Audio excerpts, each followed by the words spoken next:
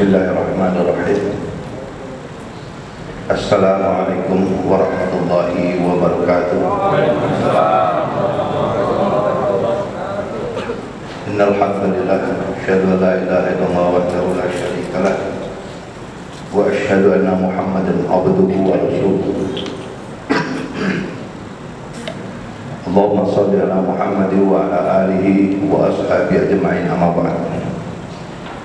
Para bapak dan ibu sekalian, marilah kita bersyukur kehadirat Allah Subhanahu wa taala.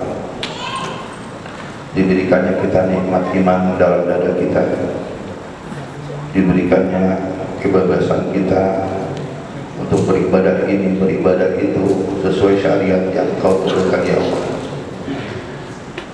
Salawat dan salam semoga Allah curahkan kepada Nabi kita Muhammad sallallahu alaihi wasallam beserta seluruh keluarga, para sahabat, tabi'in,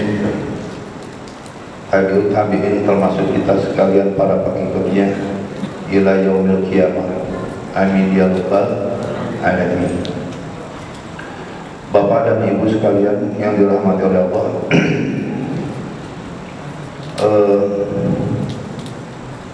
kita akan membahas masalah zakat fitrah kepada panitia yang masuk di dalam DKM Masjid Al-Muhajirin telah menugaskan saya untuk membahas masalah zakat fitrah.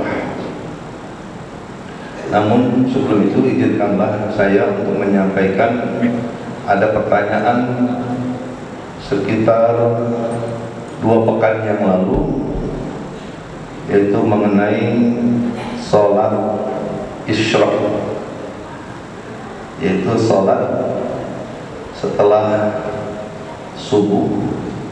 Ada fajar kidit, itu fajar sebelum masuk waktu subuh, dan fajar shadiq, yaitu dihalalkan sholat dan diharamkan berpuasa. Kalau fajar yang pertama tadi apa? Kidit, kita kebalikannya, diharamkannya sholat, dihalalkannya kita berbuka. Nah, Bapak dan Ibu sekalian, isyraq terambil dari kata syarq, yaitu sesuatu yang timbul, terbit, menerangi. Kalau Bapak baca surah Ar-Rahman, insyaallah surah 18, ya, Rabbul masyriqaini wa Rabbul maghribaini.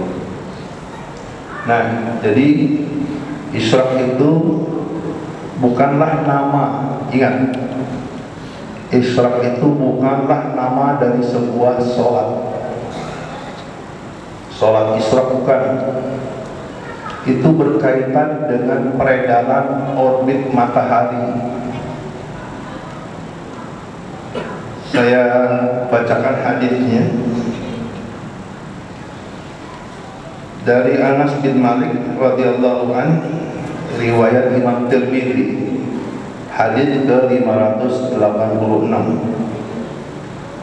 Man shalla subhan bi jama'atin, barang siapa sholat subuh berjamaah, artinya di masjid. Tsumma qa'ada yadhkurullah, qa'ada itu duduk, kemudian duduk mengingat Allah, berzikir, zikir pagi. Zikir pagi itu kurang lebih 10 sampai 15 menit kita beristighfar pada Allah atas dosa-dosa yang telah kita perbuat. Hatta tatlu'a syamsu, hingga dia terbit matahari. Tsumma yusalli rak'atain, kemudian sholat 2 rakaat. Kanat lahu ka'ajri, yang demikian adalah balasannya hajjatin wa umroh, haji dan umroh. Di sini ada kalimat ka'ajri, seperti, ingat, seperti haji dan umroh, bukan pahalanya haji dan umroh. Atau kesian bapak-bapak yang udah pergi haji, udah modalnya gede, berangkat ke sana, bapak-bapak dapat pahala haji umroh, cukup duduk di sini. Bukan begitu. Ka'ajrin di sini seperti, seolah-olah berpahala haji dan umroh. Tamah, artinya sempurna.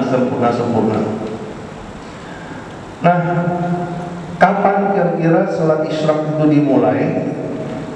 Maaf, pengertian salat isyraq sendiri adalah awal waktu duha yang pertama. Awal waktu duha yang pertama. Walaupun duha itu terbagi-bagi lagi, ada yang jam pukul 9 itu pahalanya juga seperti apa, kemudian ada sampai pukul 11 duha juga, ada yang 4 rakaat, ada yang 8 rakaat, ada yang 12 rakaat. Sekali lagi, isyraq itu bukan penamaan sebuah sholat, tapi awal duha. Bisa lihat nanti di layar, kan ada di masjid ini, layar ini. Nah, tandanya apa? Bapak dan ibu sekalian, apabila anak panah ditegakkan di lapangan, ada busur kira-kira 1 meter, coba tegakkan. Sebelah timur ada matahari. Kalau bayangan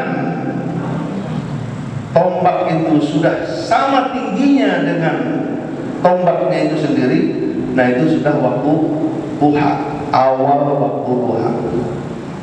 Demikian Bapak dan Ibu, baik kita lanjutkan kepada tugas saya membawa penjelasan tentang zakat fitrah. Sebetulnya sudah umum, sudah dipahami semua, tetapi ada hal-hal yang barangkali kita perlu lihat dari lebih luas lagi, dalam spektrum yang lebih luas lagi. Zakat fitrah itu berkaitan dengan ibadah saum Ramadan. Itu satu paket zakat fitrah. Disebut juga al-fitr atau iftar, yaitu sarapan pagi atau buka puasa. Jadi kalau idul iftar atau idul fitri itu sarapan pagi, idul iftar juga bisa disebut seperti itu, yaitu sarapan pagi, berbuka, sudah tidak puasa lagi, iftar berbuka. Nah, Rasulullah SAW telah memberikan kabar yang jelas pada kita melalui hadisnya, Ani Bani Umar radhiyallahu anhu. Hadis dari Umar radhiyallahu anhu telah berkata, farada Rasulullah sallallahu alaihi wasallam zakatul fitri, telah memfardukan.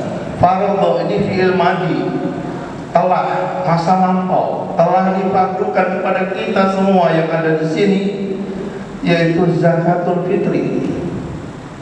Zakatul fitri ini saling bersandingan. Kenapa saling bersandingan? Karena dalam kosakata Arab, zakatul fitri itu mudhof ilaih, saling ketergantungan, nggak bisa lepas. Terkait dengan Ramadan. Nah, mewajibkan zakat fitri so'an min tamrin, 1 sok sok daripada kurma, au so'an min syair, atau satu sok daripada gandum. Nanti akan saya singgung sedikit, apakah cuma kurma dan gandum saja? Jumhur ulama mengatakan bahan yang untuk dibuat zakat fitrah itu adalah makanan pokok negeri setempat. Para bapak dan ibu sekalian, ala abdin hurri, atas hamba yang merdeka, wal dzakari, laki-laki, wal untha, dan perempuan, wal wasogir, yang kecil, wal kabirati, yang besar, minal muslimin. Wa amara biha antuaddu qabla khurujin nas ila shalah. Nabi memerintahkan mengerjakannya sebelum manusia pergi untuk sholat.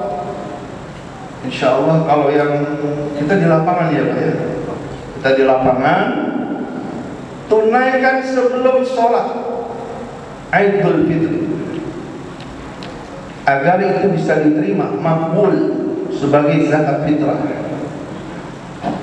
Bapak dan ibu sekalian,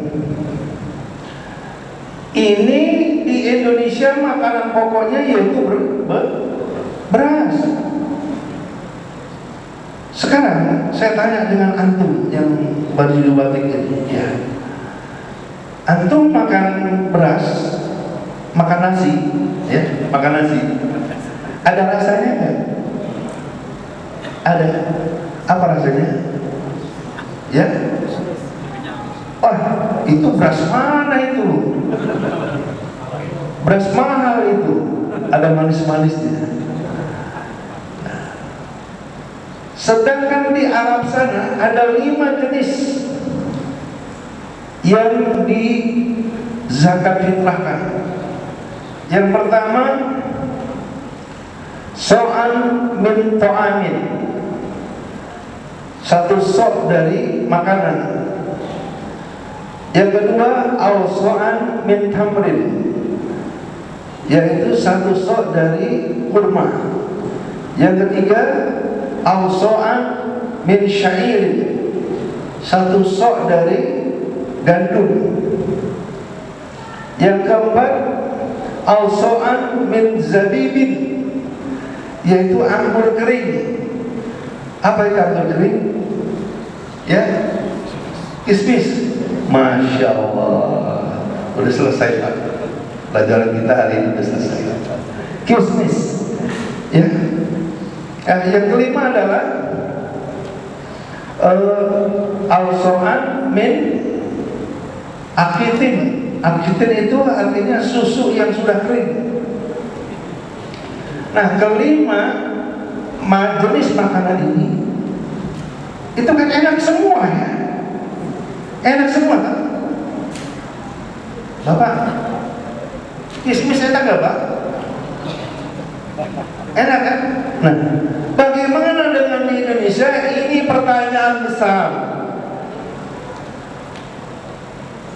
Para bapak dan ibu sekalian, boleh enggak? Boleh enggak beras dicampur dengan lauk pauknya di dalam berzakat fitrah? Boleh nggak Pak? Nggak boleh? Boleh? Masya Allah. Bapak kita yang baju hijau, boleh nggak Pak? Boleh nggak? Boleh. Alasannya Pak?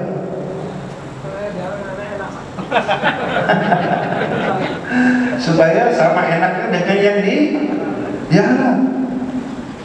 Sekarang Pak, apa itu satu sok? Satu sok itu, kalau dalam kitab tafsir